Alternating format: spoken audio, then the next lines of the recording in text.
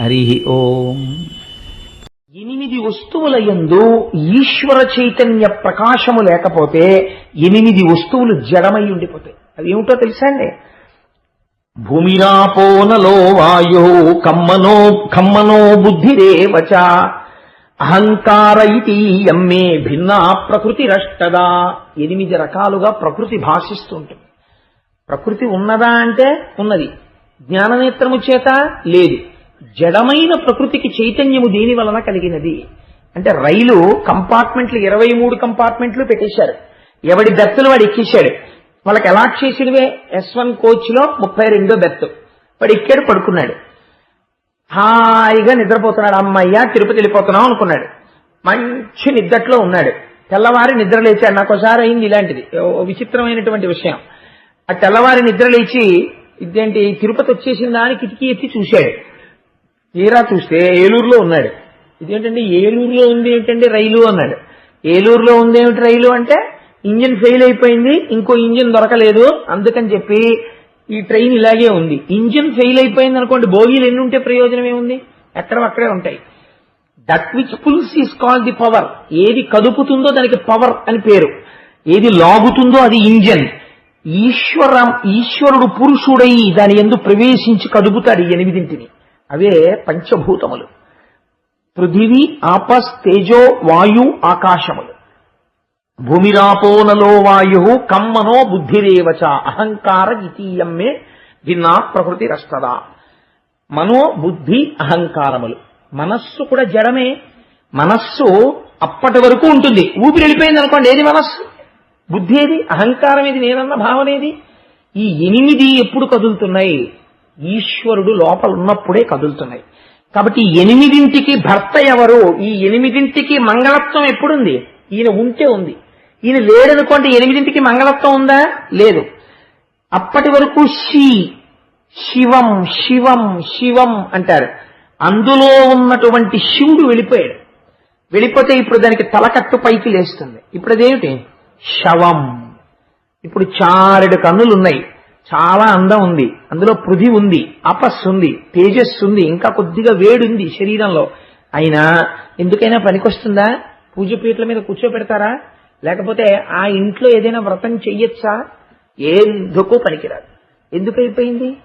ఈ 8 సంఘాతమైన ఈ శరీరము, ఇందులో ఏముంది? పృథి ఉంది, జలం ఉంది, అగ్ని ఉంది, ఆకాశం ఉంది, తేజస్సు ఉంది, వాయువు ఉంది.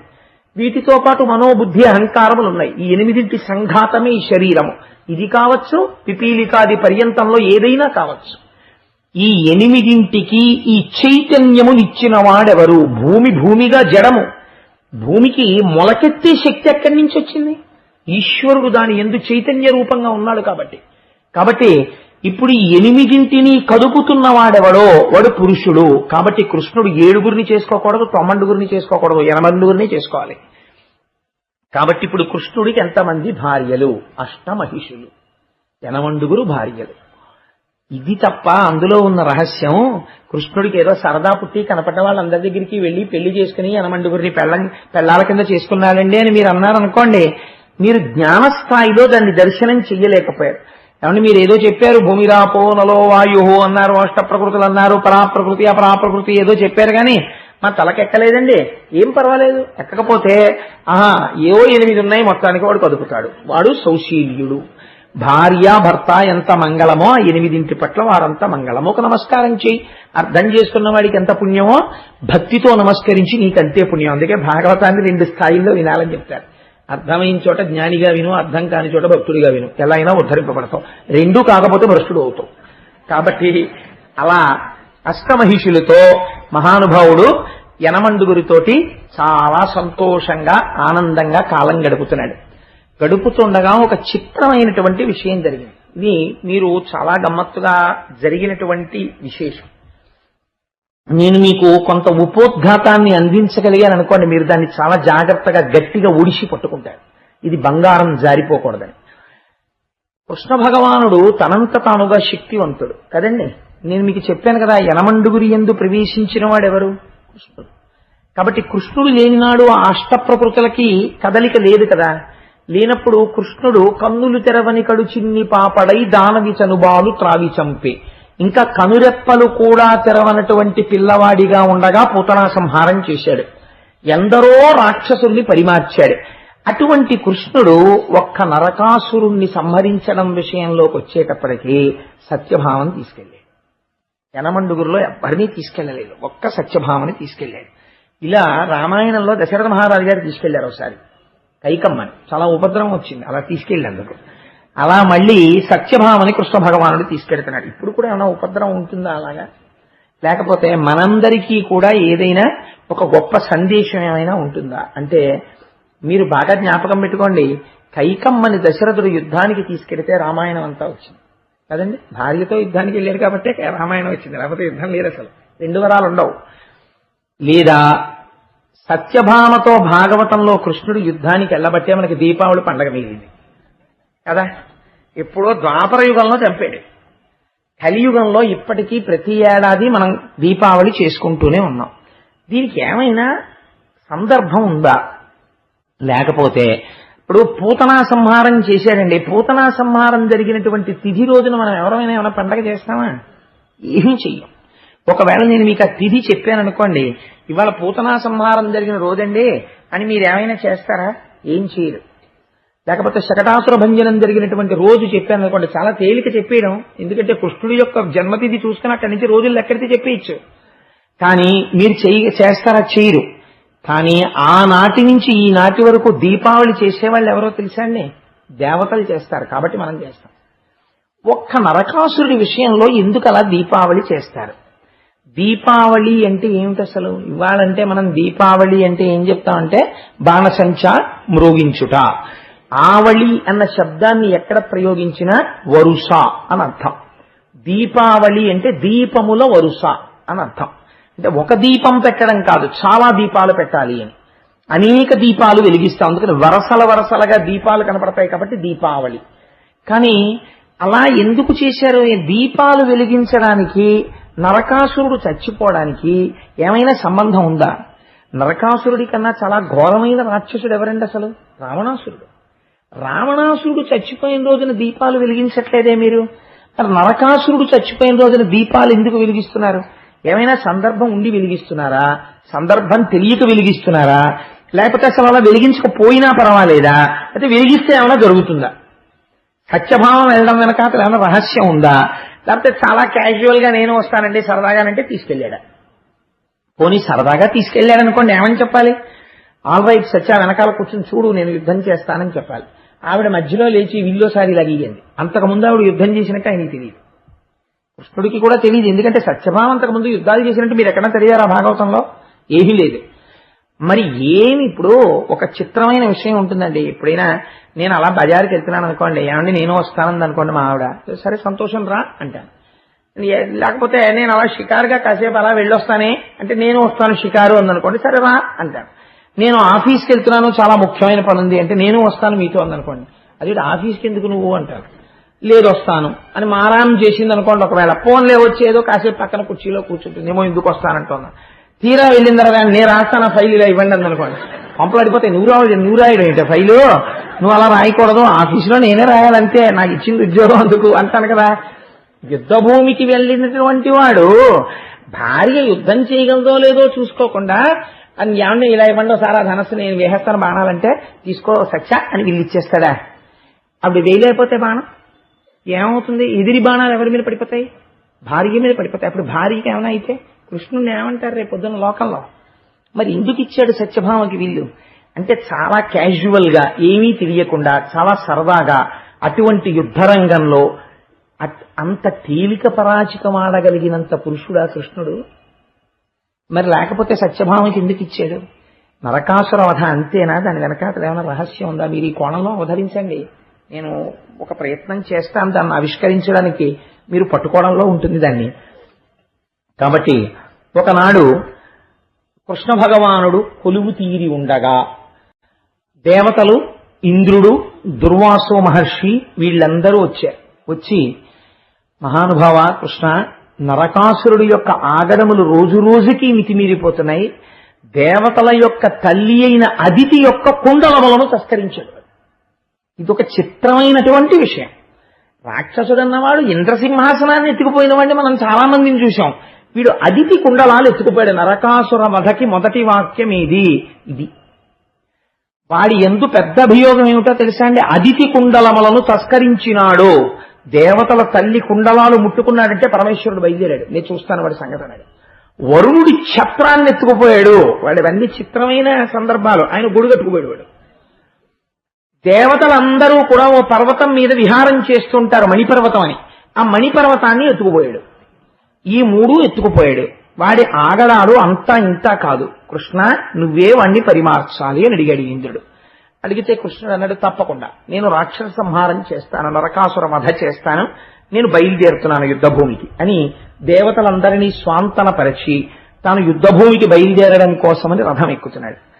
ఆ బయలుదేరే ముందు గబగబా సత్యభామ వచ్చింది. ఆవిడ పేరు చాలా గమ్మత్తైన పేరండి, సత్యభామ. ఇప్పటికీ కూడా మొట్టమొదట ఆ పేరు ఎక్కడ వినపడుతుందో తెలుసా అండి? కొత్త కోడలు ఇంటికి రాగానే కొంచెం కాస్త విసురుగా నడిచింది అనుకోండి, ఏమాయ్ మీ కోడలు సత్యభామే అంటారు వెంటనే. ఆ తల్లి బహుశా నేనైతే అనుకుంటాను షీఈస్ థరోలీ మిస్అండర్స్టూడ్. ఆవిడికి సరిగా అర్థం చేసుకోబడలేదు సత్యభామ అనుకుంటాను. ఆ తల్లి సత్యభామ పొందినటువంటి స్థానం చాలా గొప్ప స్థానం అండి నిజంగా. ఆవిడ నృత్య సంప్రదాయంలో కూడా కూచిపూడిలో కూడా ఆవిడ కృష్ణుడికి లేఖ రాస్తుంది. అయ్యో బాబోయ్, నిజంగా అది శోభానాయుడు గారు మహాతల్లి ఆవిడ చేస్తారు. ఆ కృష్ణుడికి ప్రణయలేఖ రాయడం, ఆవిడ నర్తన చెయ్యడం. సత్యభామ ఎన్ని రంగాలలో ప్రవీణురాలో మహాతల్లి. ఆయమ్మ కృష్ణ భగవానుడి దగ్గరికి వచ్చి ఒక మాట అడిగింది. నాథ, మీరు యుద్ధభూమికి బయలుదేరుతున్నారు కదా నరకాసురుడితో యుద్ధం చేయడానికి, నేను కూడా మీతో వద్దామనుకుంటున్నాను యుద్ధభూమికి. అరణ్యవాసానికి రాముడు వెడుతున్నప్పుడు సీతమ్మ కూడా నేను వస్తాను అంది. కానీ వాళ్ళ మధ్య చాలా గంభీరమైనటువంటి చర్చ జరిగింది. అలా కృష్ణుడు గంభీరంగా ఉండదు. కృష్ణుడికి రాముడికి అవతారాల్లో చాలా తేడా ఉంటుంది. చక్క పెట్టడంలో కృష్ణుడి తర్వాతే. కొంచెం మా రామయ్య అమాయకుడు. అంటే కృష్ణయ్య కూడా మావాడే. అంటే నేను ఈ మాట అంటే నేను ఎవరి గురించి ఉపన్యాసం చెప్తే ఆయన మావాడు అంటుంటాను. అదే ఓ బలహీనత. అంటే మనవాడు లేదా ఎందుకు ఈ మాట అన్నానంటే, రాముడు చూడండి, ఆ మొట్టమొదట బాలకాండల యుద్ధానికి వెళ్ళినప్పుడు మారీచుణ్ణి చంపేసి ఉంటే అసలు రామాయణం అంత దూరం వెళ్ళేదండి, సీతాపహరణం జరిగేదా? మారీచుణ్ణి వదిలేశాడు, వదిలేసి తాటకా సంహారం చేశాడు, అంత దూరం వెళ్ళింది. శూర్పణఖకి ముక్కు చెవులు కోసి వదిలేశాడు, అంత దూరం జరిగింది. సగం చంపుతాడు, సగం వదులుతుంటాడు. దానివల్ల కష్టాలు కొని తెచ్చుకుంటూ ఉంటాడు రాముడు. కృష్ణుడు అలా కాదు. జరాసంధుడు యుద్ధానికి వస్తే వీడిని చంపేశామనుకో మళ్ళీ మనకి పనికి మాలిన వాళ్ళందరినీ కూడేసుకొచ్చేవాడేవాడు. అందుకని కూడేసుకొచ్చిన వాళ్ళందరినీ చంపేసి వీడిని వదులుతుంటే వీడెళ్ళి మళ్ళీ పనికి మాలిన వాళ్ళందరినీ పట్టుకుని వస్తుంటాడు. వీడిని వదులుతుండా వాళ్ళని చంపుతుండా భూభారం తగ్గిపోతుంది. తేలికి నేను వెళ్ళి అస్తమానం ఎక్కడికని వెతకను, వీడిని వదిలితే వీడు పట్టుకొస్తాడు వాళ్ళందరినీ అని వచ్చినప్పుడల్లా జరాసంధుడు వదిలేసేవాడు, వాళ్ళని చంపేసేవాడు. ఈ వెర్రేడి తెలియక 17 మాటలు వచ్చాడు అక్షౌహిణీని పట్టుకుని. వచ్చినప్పుడు అలా చంపాడు. కురుక్షేత్రం జరగడానికి ముందరే అంచెలంచెల మీద చాలా మందిని తీసేశాడు ఆయన.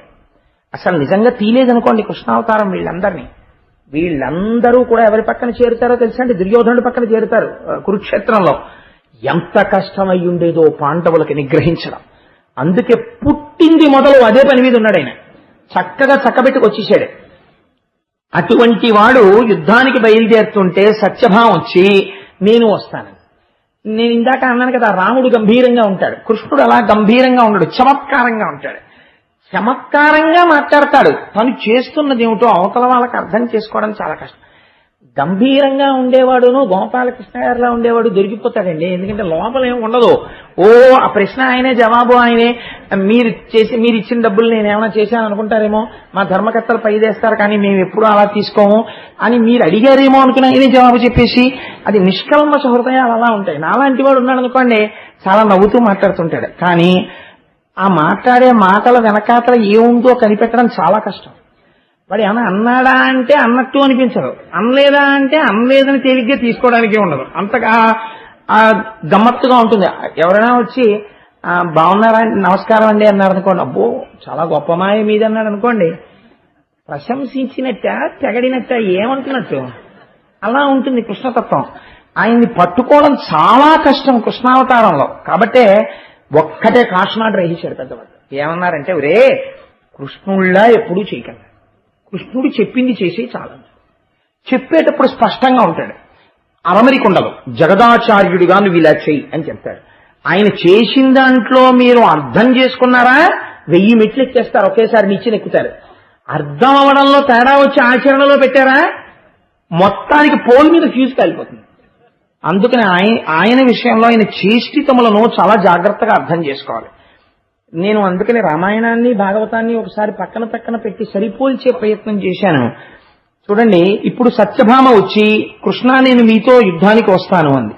అంటే ఆయన అంటాడు, సమద పుష్పందయ జంకారములు కావు భీషణ కుంభేంద్ర బృంభితములు, వాయు నిర్గత పద్మ వనరేణువులు కావు తురగ రింఖాముకోద్ధుతరజము, లాకీర్ణ జలతరంగా సరములు కావు శత్రుధనుర్ముక్త సాయకములు, కలహంస సారస కసారములు కావు ధనుజేంద్ర సైన్యక దంబకములు, కమల కల్హార కుసుమ సంఘములు కావు చటుల రిపుశూల ఖడ్గాది సాధనములు, కన్యా నీవేడ రణరంగ గమనమేడ ఒత్తు వేగము నిలువుము వలదు వలదు.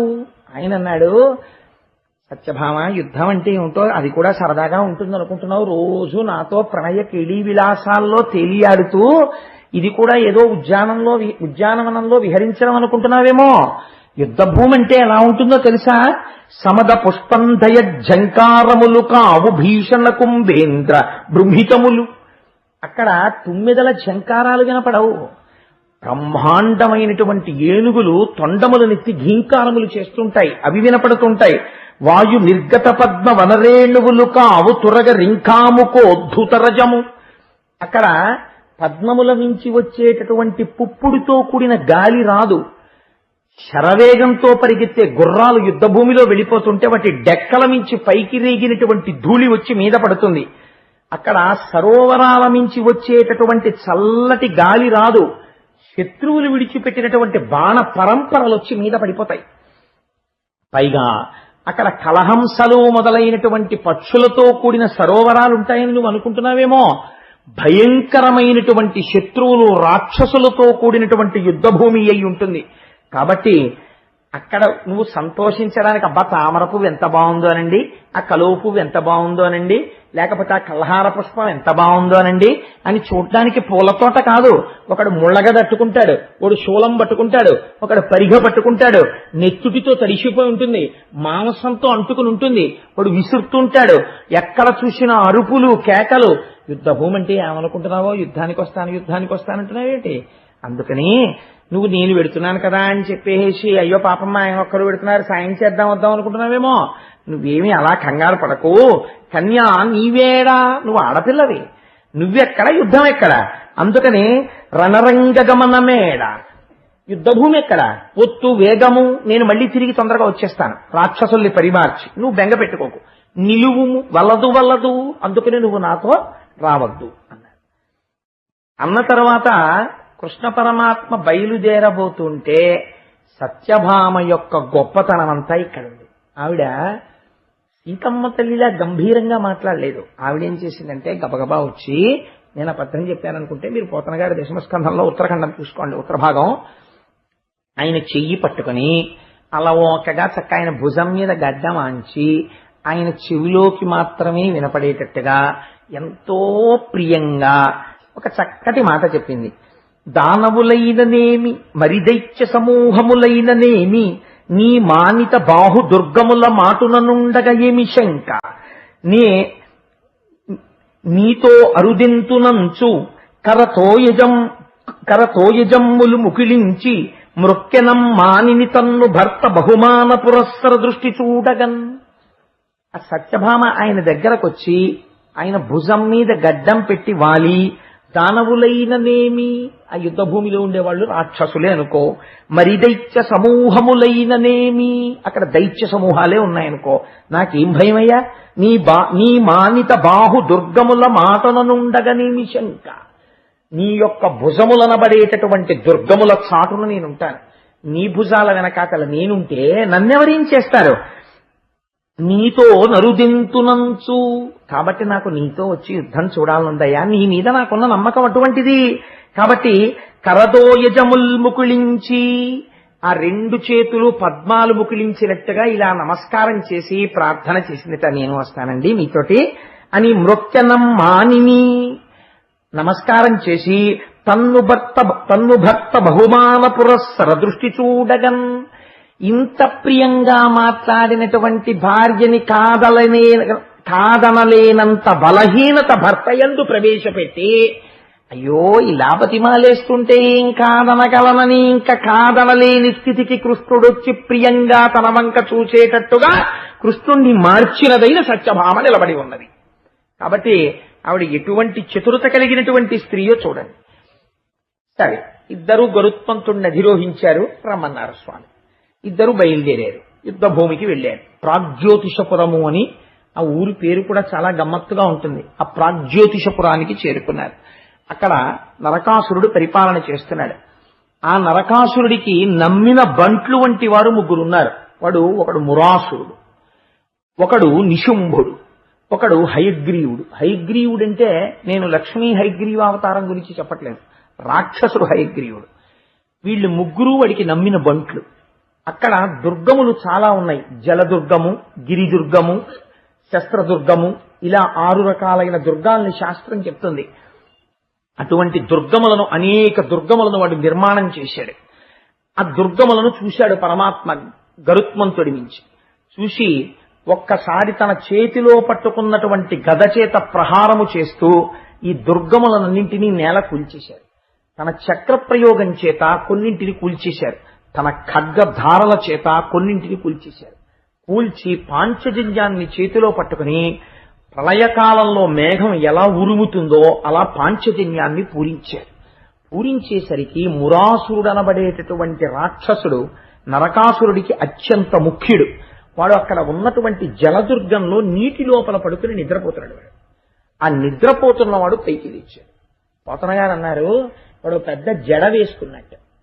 ఈ జడ వేసుకున్న వాళ్ళు మనకి ఇద్దరు కనపడతారు. కాలయవనుడు ఒకడు, మురాసురుడు ఒకడు. వాడికి ఉన్న గొప్పతనం ఏమిటో తెలుసా అండి? వాడు ప్రాగ్జ్యోతిషపురాన్ని మురాపాశములతో కట్టి ఉంచుతాడు. వాడు ఆ పాశములతో కట్టాడు. కృష్ణ పరమాత్మ తన చేతి ఖడ్గంతో ఆ పాశములను ఖండించారు. ఖండించి పాంచజన్యం పూరిస్తే మురాసురుడు పైకొచ్చాడు. వాడికి 5 తలకాయలు. 5 తలకాయలతో వాడు ఈ బ్రహ్మాండములో ఉన్నటువంటి పంచభూతములను మింగేసేలా ఉన్నాడు. అగ్నిహోత్రం పాకితే ఎలా ఉంటుందో, మీరు ఇలా పొడవుగా సన్నగాను ఏదైనా ఇంధనాన్ని పోసి వెలిగించారనుకోండి, అది వెలుగుతోందనుకోండి ఒక అగ్ని రూపంలో, అది ఎలా ఉంటుందో అలా ఉంటుంది వాడి జడ. అటువంటి జడతో వాడు నీటిలోంచి పైకి లేచాడు. లేచి కృష్ణుడి వంక చూశాడు. చూసి కృష్ణ నిలు అని కృష్ణుడితో యుద్ధానికి వచ్చాడు. వచ్చి యుద్ధం చేస్తున్నప్పుడు పరమాత్మ తన గదా ప్రహారంతో ఆ మురాసురుడి యొక్క శిరస్సుని బ్రద్దలు చేశాడు. వాడు మరణించాడు. మురాసురుడు మరణించగానే వాడి కుమారులు 7 బయలుదేరి కృష్ణ పరమాత్మ మీదకి యుద్ధానికి వచ్చారు. ఆ 7 కూడా కృష్ణ పరమాత్మ నిర్జించారు. ఈ వార్త నరకాసురుడికి చేరి నేను కూడా యుద్ధానికి వస్తాను, నేను బయలుదేరి యుద్ధానికి వస్తున్నానని నరకాసురుడు బయలుదేరి యుద్ధానికి వచ్చాడు. తీరా నరకాసురుడు యుద్ధానికి వచ్చేసరికి యుద్ధభూమి ఎలా ఉంటుంది? వచ్చినటువంటి వాడు సామాన్యుడు కాడు, నరకుడు. మీరు ఇక్కడే ఒక్క విషయం తెలుసుకోవాలి. నరకాసురుడనబడేటటువంటి రాక్షసుడు అసలు ఎవరి కొడుకు? వీడికి ఇంత బలం ఎక్కడి నుంచి వచ్చింది అంటే, పురాణంలో అయితే ఓ గమ్మత్తైన మాట అన్నారు. ఆయన ఎవరి కొడుకో అంటే తన తల్లి వాడికి తెలియలేదు అన్నారు. కానీ అసలు వాడు ఎవరి కొడుకో తెలుసా అండి? ఆదివరాహమూర్తికి భూదేవికి కలిపి జన్మించిన వాడు. ఆదివరాహమూర్తికి భూదేవికి జన్మించిన తరువాత ఆదివరాహమూర్తి అవతారంలో ఉండగా శ్రీమన్నారాయణుడు భూదేవికి కొన్ని వరాలు ఇచ్చాడు. ఎప్పుడైనా సరే వాడు నరకానికి వెళ్ళిపోవడానికి, నశించిపోతాడు అనడానికి తేలిక మార్గం ఏమిటో తెలుసా? ఇంట ఉన్నవాళ్లు సుఖపడని రోజులు ఎప్పుడు వస్తాయంటే, భూమి మీద ఏదైనా నిర్మాణము చేసేటప్పుడు శంకుస్థాపన చేసి భూమి పూజ చెయ్యకుండా కానీ కడితే ఆ ఇంట ఉన్న వారికి సుఖశాంతులు ఉండవు, నీకు వరం ఇస్తున్నానన్నాడు ఆయన. అప్పుడే భూమి కొన్ని వస్తువుల పేర్లు చెప్పి వీటిని భూమి మీద ఎవడు పెడతాడో ఆచ్ఛాదన లేకుండా, అంటే కింద ఏదైనా వెయ్యకుండా పెడితే వాడికి ఆ వస్తువు యొక్క అనుగ్రహము లభించకుండుగాక, వాడి ఐశ్వర్యము తొలగిపోవుగాక అని వరం అడిగింది. ఆ వస్తువుల పేర్లు అంటే నేను ఇప్పుడు ఈ విషయాలు ఎక్కడి నుంచి అనుసంధానం చేస్తున్నానంటే భాగవతాంతర్గతం కాదు, దేవీ భాగవతం నుంచి అనుసంధానం చేస్తున్నాను. అందులో మీరు బాగా జ్ఞాపకం పెట్టుకోవలసిన వస్తువు ఒకటి ఉంది. చాలా మంది పిల్లలకి చదువు రావట్లేదు అంటుంటారు. భూదేవి వరం ఏమిటో తెలుసా అండి? కూర్చుని చదివేటప్పుడు పుస్తకాన్ని నేల మీద పెట్టకూడదు. పుస్తకాన్ని నేల మీద పెట్టి వెళ్ళిపోతే, అందుకే ఒక అలవాటు చేసుకోవాలి. ఏదో ఒక ప్లాంక్ లాంటిది వేసుకుని చదువుకుంటూ గభాలను లేవలసి వస్తే ప్లాంక్ తో పాటు కింద పెట్టాలి తప్ప పుస్తకాన్ని కింద పెట్టేసే అలవాటు అయిందనుకోండి, వాళ్ళ యందు బుద్ధి శక్తి ప్రచోదనం అవ్వదు. ఒకవేళ వాడు ఎంత తెలివైన వాడైనా కీలకమైన సమయంలో పరీక్ష యందు వాడికి సరస్వతి అనుగ్రహం కలగదు. పుస్తకాన్ని నేల పెట్టిన వాడికి సరస్వతీ కటాక్షం ఉండరాదు. శంఖమును నేల మీద ఎవడు పెడతాడో వాడి ఇంట మంగళం ఉండరాదు. ఎవడు తులసిని పువ్వుల్ని నేల మీద పెడతాడో వాడి ఇంట పూజలు దేవతలు స్వీకరించరాదు. శివలింగమును నేల మీద ఎవడు పెడతాడో అటువంటి వాడి ఇంట దేవతలు నివసించరాదు. భూదేవి వరాలు అడిగింది. ఇవి యథార్థంగా ఎవరు తెలుసుకోవాలో తెలుసా అండి? గృహస్థాశ్రమంలో ఉన్న వాళ్ళందరూ ఇవి తెలుసుకోవాలి. తెలుసుకుని ఇంట్లో ఈ వస్తువుల విషయంలో చాలా జాగ్రత్తగా ఉండాలి. సరే, ఇప్పుడు నేను ఆ ఆఖ్యానంలోకి ప్రవేశించాననుకోండి, భాగవతం వదిలి దేవీ భాగవతంలోకి వెళ్ళిపోతాను. ఇది స్పృశించానంతే. ఎప్పుడైనా దేవీ భాగవతం చెప్పినప్పుడు మీకు దాని వివరాన్ని పూర్తిగా అందజేసే ప్రయత్నం చేస్తాను. కాబట్టి నేను తరచూ ఒక విషయం చూస్తుంటాను, మీరు మరోలా అనుకోకండి, మీకు ప్రయోజనకరమైన విషయం కాబట్టి నేను చెప్తాను. నేను చాలా ఇళ్లలో ఎప్పుడైనా వెడితే పూజా మందిరం చూడండి అంటుంటారు. అంటే వెళ్ళి ఒక నమస్కారం చేసి వస్తాను, వాళ్ళ భక్తి గొప్పది. నేను ఎవరిని విమర్శ చేయట్లేదు, కానీ ఒక విషయం తెలుసుకోండి. నేను తరచూ ఇళ్లలో చూస్తుంటాను, ఒక మెట్లు లాంటివి ఒకటో రెండో కడతారు. కట్టి దాని మీద ఏమీ ఆచ్ఛాదన ఉండదు, కనీసం ఒక పేపర్ కూడా వెయ్యకుండా దాని మీద ఒక చెక్క కానీ ఒక మంటపం కానీ ఏమీ ఉండకుండా దాని మీద ఈశ్వరమూర్తుల్ని నిలబెడుతుంటారు. దానితో పాటు శంఖము మొదలైనవి కూడా పెట్టేస్తుంటారు. అలాగే యంత్రాలు ఎట్టి పరిస్థితులలోనూ భూమికి తగలడానికి వీల్లేదు.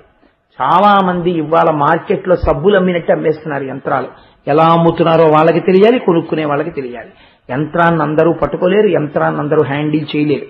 యంత్ర పూజ ఎందుకండి? హాయిగా అంగుష్ట మాత్రమైన ఈశ్వరమూర్తిని పెట్టుకుని పూజ చేసుకునేదానికి. దాన్ని ఆరాధన చెయ్యడం వస్తే చెయ్యాలి, లేనప్పుడు ఇటువంటి ప్రమాదకరమైన పనులు చేయకూడదు. వాటిని తీసుకొచ్చి నేల మీద పెడుతుంటారు. నేల మీద పెట్టి మీరు ఎంత పూజ చేసినా దానికి సరైన ఫలితాలు రావు. ఎందుచేత అంటే ముందు మీరు వచ్చినటువంటి వాడికి విస్తరేసి గాండ్రించి విస్తట్లో ఉమ్మేసి ఎన్ని పదార్థాలైనా వడ్డించండి, తింటాడా వాడు? అసలు ముందు మర్యాదేది ఈశ్వరుని మంటపంలో. గృహస్థాశ్రమంలో ఉన్న వాళ్ళు ముందు అసలు పూజా మందిరం ఎలా ఉంచుకోవాలి తెలుసుకోవాలి. దేవీ భాగవతం లాంటివి చదువుకోవాలి. పెద్దలను అడగాలి, అయ్యా ఇలా పెట్టుకోవచ్చా అండి, ఇలా ఉంచుకోవచ్చా పూజా మందిరం అని అడగాలి. లేకపోతే మీ ఇంటి రక్షణ ఆ గదిలోంచి వస్తుంటుంది. ఆ గది పట్ల మీకు శ్రద్ధ లేకపోతే ఎక్కడి నుంచి వస్తుంది రక్షణ? రమ్మంటే ఇంట్లో పిల్లలకు అభివృద్ధి రమ్మంటే ఎక్కడి నుంచి వస్తుంది? రోజు పిల్లలతో పెద్దలకి జట్టి, లెమ్మంటే లేవదు, పడుకోమంటే పడుకోదు, చదువుకోమంటే చదువుకోడు, ఎక్కడికో పోతుంటాడు. పుస్తకాలు నేల మీద పెడుతుంటే ఎక్కడి నుంచి వస్తుంది రమ్మంటే శ్రద్ధ?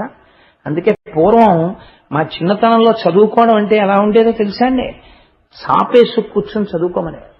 నువ్వు కుర్చీలో కూర్చుని చదువుకోకూడదని కాదు, కుర్చీలో కూర్చుని చదువుకోవడం నువ్వు అలవాటు చేసేసుకుంటే రేపొద్దున్న నువ్వు యవ్వనం దాటి నడిమి వయస్సులోకి వెళ్ళిన తరువాత చాలాసేపు కూర్చోలేవు నేల మీద, ఆసన శుద్ధిపోతుంది. తర్వాత చక్కగా నేల మీద చాపేసుకుని చదువుకోవలసిన పుస్తకాలు తెచ్చి అక్కడ పెట్టుకుని ఒక్కొక్క పుస్తకం ఒక ప్లాంక్ వేసుకుని చదువుకుని ఈ పుస్తకం తీసి ఈ పుస్తకం పెట్టుకోవాలంటే ఈ పుస్తకం ఇక్కడ పెట్టుకున్నప్పుడు చాప్ ఉంటుంది, గౌరవింపబడుతుంటుంది పుస్తకం, సరస్వతీదేవి. దానివల్ల పిల్లవాడి బుద్ధి యందు వికాసం కలుగుతుంది. ఇవన్నీ భూదేవికి వరాహమూర్తి ఇచ్చినటువంటి వరాల చెట్ట అండి అది. అందుచేతనే అప్పటి నుంచి ఇప్పటికీ దాని పరిస్థితి అలాగే ఉంటుంది. సరే, కొన్ని ఏదో ప్రయోజనకరమైన విషయాన్ని అనుసంధానం చెయ్యాలి అని నాకు అనిపించి చేశాను, అంతకమించి ఇప్పుడు నేను దేవీ భాగవతంలోకి వెళ్ళాలని నేను అనుకోవట్లేదు. కాబట్టి ఆ ఆదివరాహమూర్తికి భూదేవికి జన్మించినటువంటి వాడి నరకాసుడు. వాడి జన్మ సామాన్యం కాదు. ఇప్పుడు ఎవరు వచ్చారు అండి చంపడానికి? ఆయనే వచ్చాడు. ఇలా ఎందుకు జరిగింది? మళ్ళీ ఆ ప్రశ్న పక్కన పెట్టుకుని దాచుకోండి, ఆఖరణ చెప్తాను. కాబట్టి ఇప్పుడు నరకాసురుడే యుద్ధరంగంలోకి వస్తే వాడి వెనకాతల ఎంత బలగం ఉంటుందో అంత బలగం బయటికి వస్తుంది కదండి. సామాన్యమైన రాక్షసుడు కాదు నరకాసురుడు అంటే. ఆ రోజుల్లో అదితి కుండలములను వాడు తస్కరించాడంటే ఇంకంతకన్నా గొప్ప రాక్షసుడు ప్రపంచంలో ఎక్కడుంటాడు? అటువంటి వాడు వరుణుడి ఛత్రాన్ని ఎత్తుకుపోయేవాడు, ఓ పర్వతాన్ని ఎత్తుకుపోయేవాడు. అటువంటి వాడు ఎన్నింటిని పరిపాలించాడో తెలుసా అండి? 14 భువనములు గెలిచాడు వాడు నరకాసురుడు. ఇంకా రావణాసురుడు భూమండలం మీద తిరిగేవాడు, 14 భువనాలు నరకాసురుడు. అటువంటి వాడు, అటువంటి నరకాసురుడు యుద్ధానికి వస్తే వెనక ఎంత సైన్యం ఉంటుంది? ఇంత సైన్యాన్ని చూసిన సత్యభామ ఏమనాలి? అయ్య బాబోయ్, ఏమిటండి సైన్యం అసలు? మీరు కొంత సైన్యాన్ని తీసుకుని రావలసింది, టిక్కుటక్కులాడించుకుంటూ గరుత్మంతుడు నెక్కొచ్చేశారు అనాలి. ఆవిడ ఏమందో తెలుసా అండి? ఆశ్చర్యకరంగా దీని వెనక అతలో ఉన్న రహస్యాన్ని మీరు గుర్తుపెట్టుకోవాలి, మళ్ళీ పక్కన పెట్టుకోండి.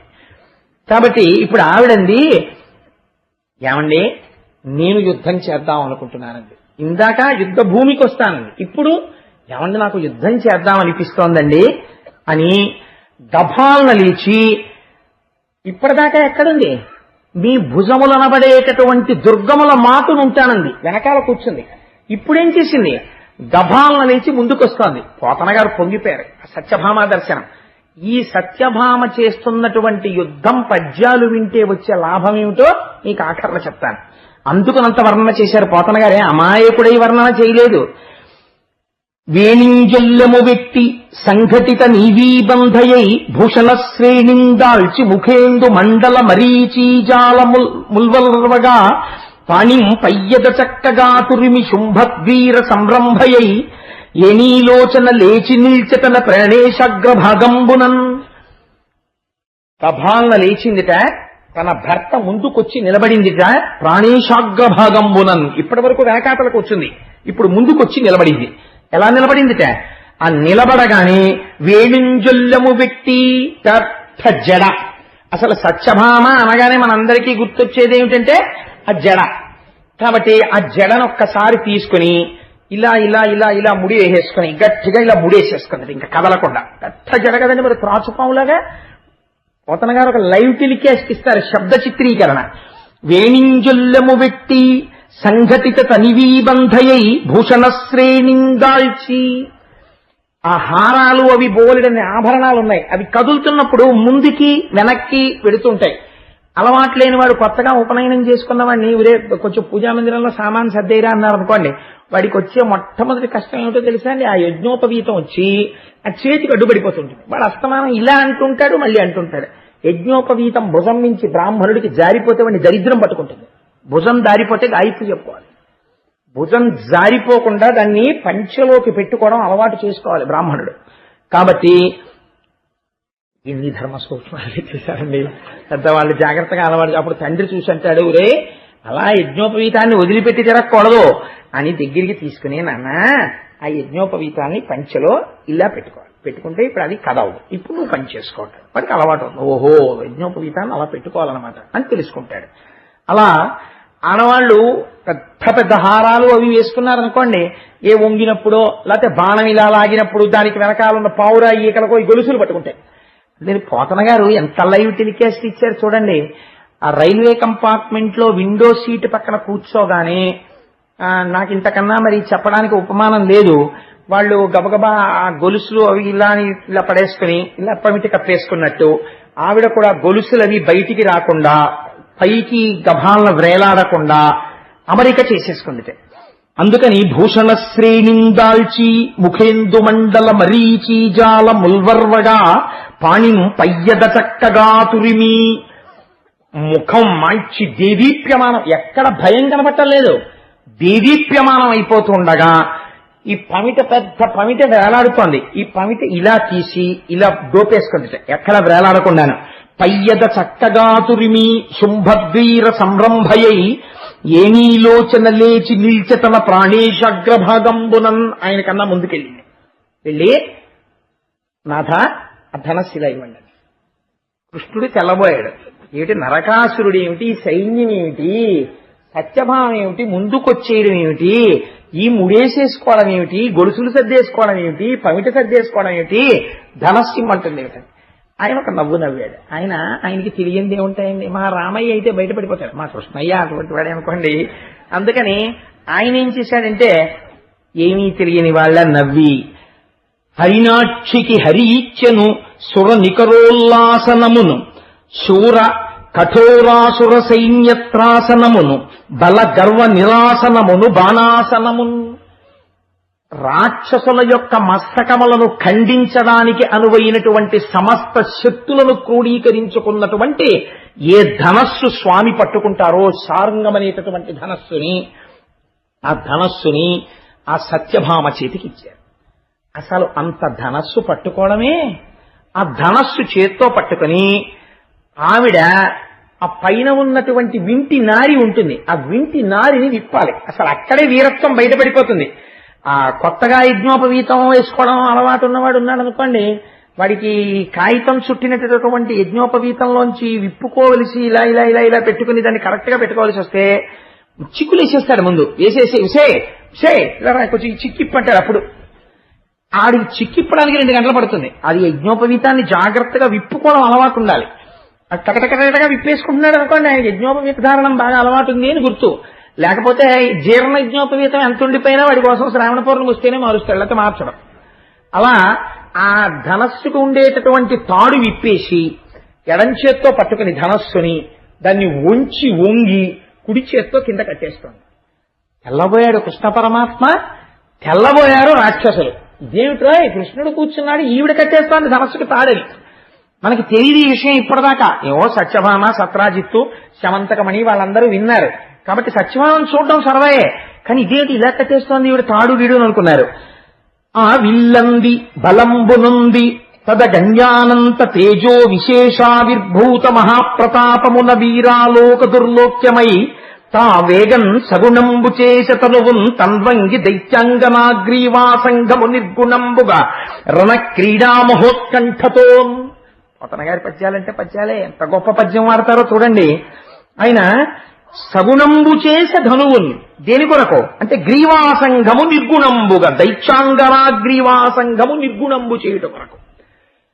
ఆవిడ లేచి ధైర్యంగా తాడు విప్పి ఇలా కట్టేస్తుంటే పోతన గారు అంటారు, ఈవిడ కడుతున్నటువంటి తాడు కొన్ని లక్షల మంది రాక్షస స్త్రీల మెడలలో ఉన్నటువంటి పసుపు తాడు తీసేయడానికి కడుతున్న తాడు అన్నారు. అంటే ఆవిడ ఎంత వీరకాంతో ఒక్కసారి చూపించారు. అటువంటి తల్లి ఆ విల్లంది బలంబు నొంది, అది పరమాత్మ యొక్క ఆ కరపీడనమునకు అలవాటు పడినటువంటి ఆ ధనస్సది. ఎప్పుడైతే నిరంతరము పరమాత్మ యొక్క చేతి సంస్పర్శకి నోచుకున్న ధనస్సు ఆయన గట్టిగా పట్టుకుంటారో అటువంటి ధనస్సు పట్టుకోగానే ఆవిడిలో ఒక గొప్ప తేజస్సు కనపడింది.